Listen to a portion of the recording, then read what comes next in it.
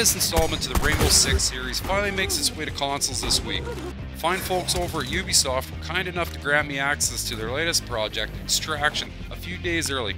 To say I'm having a damn good time with this high-tension shooter would be a complete understatement.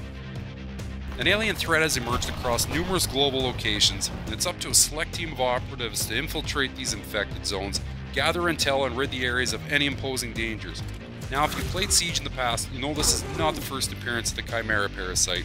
It was introduced a few years back as a limited time event for the base game. If you haven't played it, there's no need to worry.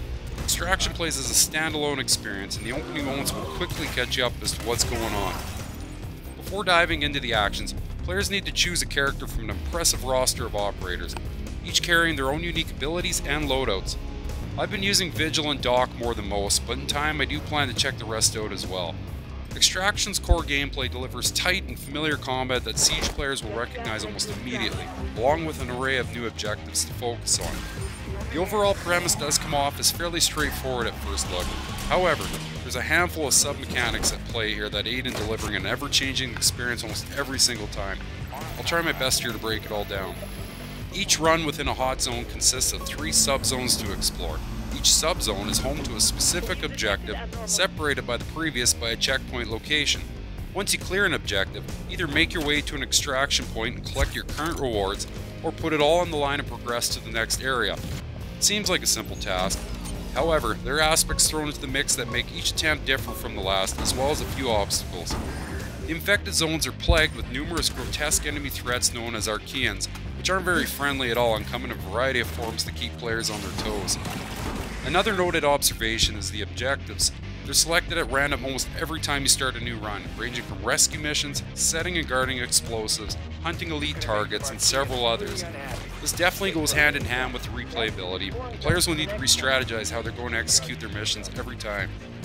Now, like I mentioned earlier, you're not forced to complete all 3 of these objectives during a run either, and you can make way to an extraction point at any given time. There's a few times I had no choice but to clear out early myself. You will, however, miss out on a much larger payout, so it's definitely a strong incentive to keep players going until the end.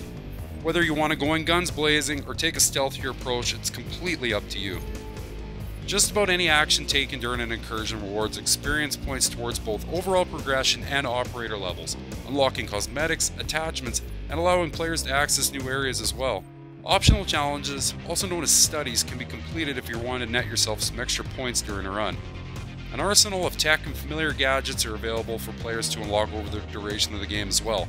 Between this, the weapon attachments, and the operator's abilities, there's a flood of customization regarding any playthrough with your teammates.